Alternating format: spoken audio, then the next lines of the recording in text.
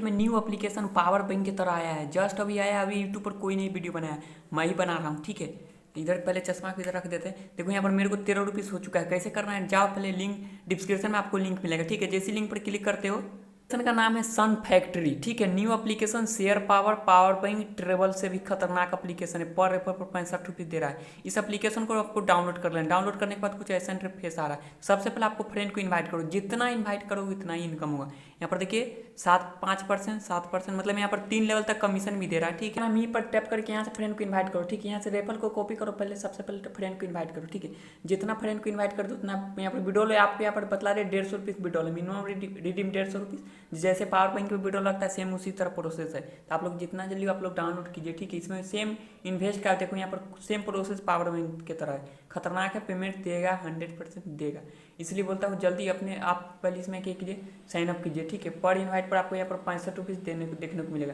पहले तो 5 rupees without recharge के मिलेगा, और 60 रुपीज़ अगर कोई बंदा रिचार्ज करता है तो उसका भी मिलता है 60 रुपीज़। समझ सकते हो। इसमें अभी एप्लीकेशन में सेटलमेंट क्या किया है सर देख लेते हैं। अभी एप्लीकेशन के प्रोसेस पूरा लॉन्च हुआ है, जितना जल्दी हो आप लोग इसमें काम स्टार्ट कर दो। ठीक है, अभी सबसे पहले वीडियो बना कर दे रहा हूँ। ठीक है, लिंक डिस्क्रिप्शन में मिल जाएगा।